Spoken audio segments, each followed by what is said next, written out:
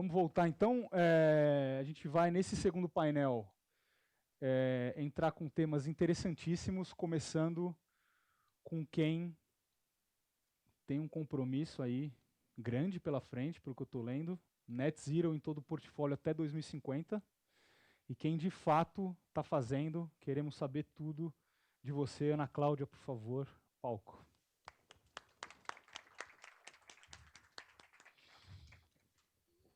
Já está funcionando? Já, né? Tá. Pessoal, bom dia. Obrigada aí pelo convite da Sustentec. E hoje eu vim falar um pouquinho da nossa estratégia para chegar nessa meta de todo o portfólio até 2050, Net Zero. Então, trouxe aqui um pouco o panorama atual das mudanças climáticas e como isso está atingindo o nosso setor, né, de real estate. Acho que todo mundo já deve ter visto um gráfico como esse, demonstrando o aumento da temperatura após a Revolução Industrial, né? E aí eu trago até um artigo da Forbes que relaciona o aumento dessas temperaturas, né, como esse aumento ele conduz a sistemas meteorológicos mais extremos e, consequentemente, um aumento de incidentes em grande escala. E aí isso atinge diretamente o nosso setor imobiliário quando a gente não consegue ter uma gestão anual, né, uma previsibilidade desses eventos e colocar isso na conta para os impactos nos nossos empreendimentos. E aí eu trago outro comparativo aqui, que é um artigo, um estudo da Aon, do ano passado, que apresentou, né, que as perdas econômicas associadas às mudanças climáticas, no ano passado, foram de 380 bilhões de dólares. Né, e essas perdas seguradas, resultantes de catástrofes naturais, foi aí de 118 bilhões de dólares. Né? Então, esses dados ali estão acima, pelo menos 20% acima da média do setor, a média do século XXI.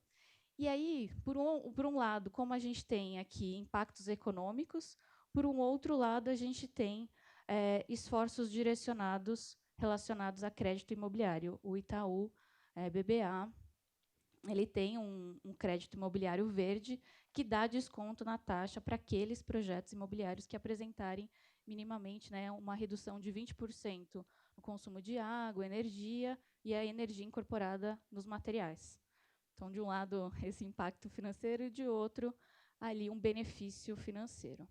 Tá? E aí, eu sei que já trouxeram, né, esse dado, mas o setor imobiliário hoje ele é responsável por aproximadamente 42% das emissões globais de gases de efeito estufa. Sorte que bateu o número, hein, Ana? Bateu, né? Eu sei que você colou da minha apresentação. Eu já li em alguns outros artigos dizendo que isso é um pouco mais, um pouco menos, independente, né, do percentual, é muito, o setor representa um impacto muito, né, elevado nessas emissões. E 27% se refere àquelas emissões durante a operação dos empreendimentos. E aqui é onde a Brookfield está bem focada. Vou primeiro explicar um pouquinho do nosso negócio, até para vocês entenderem, né, quem somos, quem é a Brookfield Properties. Tem muita essa dificuldade de entendimento. Né? Quem que é a Brookfield? Quem que é a Brookfield Properties? Nós, a Brookfield Properties, a gente desenvolve e opera os investimentos imobiliários em nome da Brookfield. Tá? Então, nós não somos o fundo de investimento, nós somos a gestora desse portfólio. E aí, para vocês terem uma ideia do tamanho do desafio dessa meta que a gente tem, a Brookfield está em todos esses países, mas aqui no Brasil a gente tem 26 bilhões em ativos, mais de 2 milhões de metros quadrados de área locável, e aí diferentes tipos de negócio, edifícios corporativos, parques logísticos, unidades residenciais para renda, né, o multifamily, que vem chegando aqui no Brasil com muita força, e shopping centers.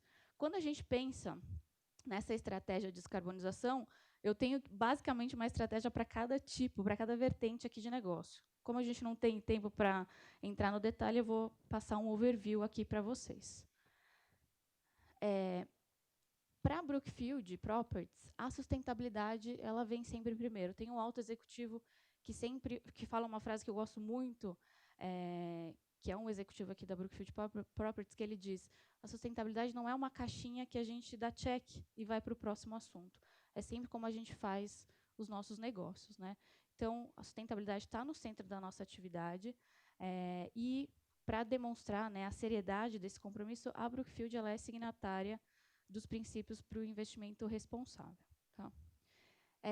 E aí, dentro dessa missão da Brookfield Properties de ter, né, o setor de real estate reimaginado, a gente também tem uma missão ESG, que é construir um mundo melhor para pessoas, negócios, comunidades e planetas. E aí nós temos esses 4 pilares que são norteadores dessa missão ESG. A gente quer ser líder em soluções sustentáveis, então tudo que tem de disruptivo, de novo, a gente quer estar à frente, a gente quer estar conectado com esses temas principais que a gente está atuando. No pilar S, temos a divisão nesses 2 temas, que é parceiros para comunidades prósperas, então não adianta eu prosperar se a comunidade no meu entorno não está prosperando, se os meus locatários não estão engajados, etc. A gente quer empoderar nossas pessoas, né? A gente tem ali nossos colaboradores, a gente quer que eles estejam sempre com uma sensação de bem-estar, eles engajados, com diversidade e inclusão, que é muito importante para a agenda, e também essa questão, né, de promover a confiança através da governança.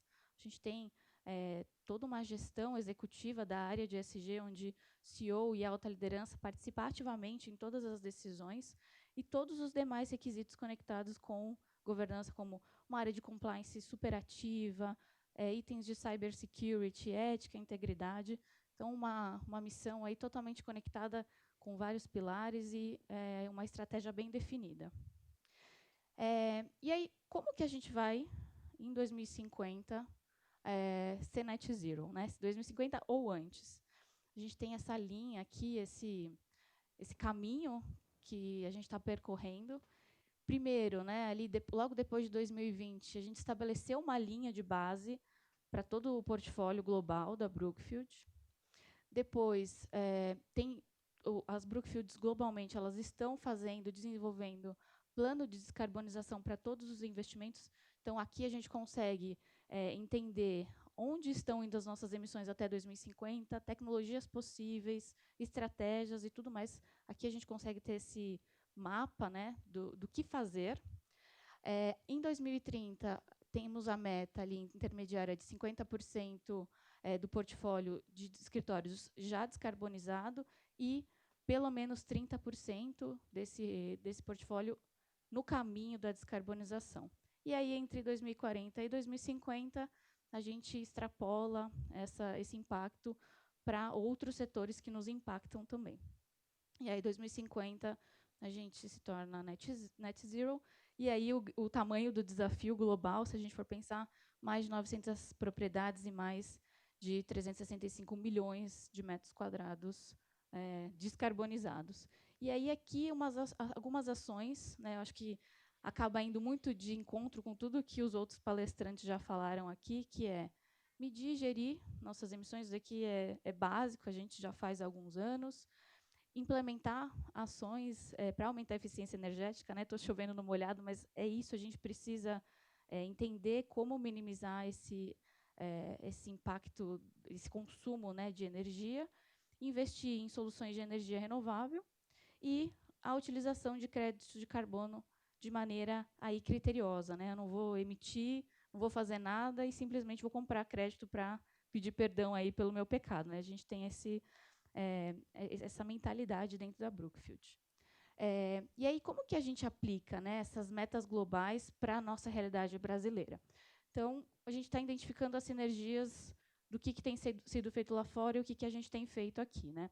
Então, a gente tem já alguns empreendimentos com projetos de auditoria de eficiência energética, entendendo as possibilidades de redução desse consumo de energia, não só na área comum, mas também na área privativa, para os nossos locatários. A gente tem um processo de avaliação de compra de energia limpa.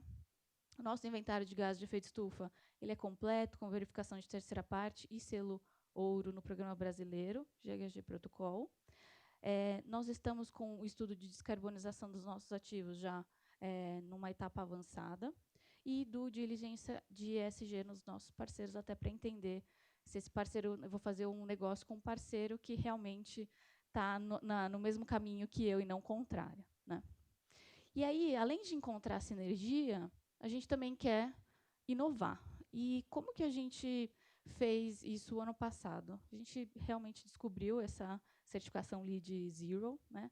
E entendemos que a gente poderia buscá-la em 6 empreendimentos nossos, né? A gente obteve o LEED Carbon Zero para esses 6 empreendimentos aqui, que basicamente é uma certificação que ela vai entender ali as emissões associadas ao consumo de energia dentro do empreendimento e também do deslocamento dos colaboradores, visitantes, nesses empreendimentos e fazer a compensação desses créditos. E aí, com isso, a gente obteve a certificação LEED Carbon Zero e foi a primeira vez que edifícios corporativos AAA conseguiram essa certificação aqui no Brasil. Tá? E aí tem um outro item que eu acho bacana citar aqui, que demonstra como a gente está conseguindo adicionar a agenda de mudanças climáticas, de descarbonização dentro do negócio, da estratégia do negócio, é que a gente tem uma avaliação de riscos climáticos antes da compra de qualquer ativo. Então, eu vou entender se aquele ativo, né, um pouquinho do que a gente falou lá no começo da Forbes, né, quanto que vai custar se eu tiver um impacto no meu ativo devido a inundações. Então, a gente tem esse software que ele vai me trazer são os riscos climáticos, qual que é a intensidade dele, né, se o vermelho aqui mais forte, se ele é mais intenso, ou o verde não tão provável, no médio e longo prazo, para a gente conseguir se estruturar e se planejar para realmente não ser impactado dessa maneira. Tá? Então, a gente busca endereçar e mensurar esses custos nos nossos empreendimentos. Né? E falando aqui um pouquinho o quanto é importante a alta liderança estar extremamente engajada nessa agenda, sempre cobrando de todas as áreas e demonstrando a importância da gente ter o ESG e as mudanças climáticas ali no início do negócio. Tá? Acho que é um pouquinho isso. Tentei ser mais rápida aqui para passar um pouquinho o geral do que a gente tem feito. E aqui tem meu contato LinkedIn, meu e-mail, se alguém tiver alguma dúvida. E pode me mandar uma mensagem. Obrigada. Obrigado, Ana. Muito impressionante o trabalho e principalmente o desafio que tem pela frente. Eu tenho uma pergunta para fazer, mas eu vou deixar para fazer lá no final. Sou muito fã desse due diligence ESG para compra de ativo. É assim, sensacional entender e valorar os riscos que tem quando você está comprando alguma coisa em cenários que a gente tem tanta incerteza, né, do que vai acontecer. A gente poder testar isso em vários cenários, assim, bacana. Parabéns pelo trabalho.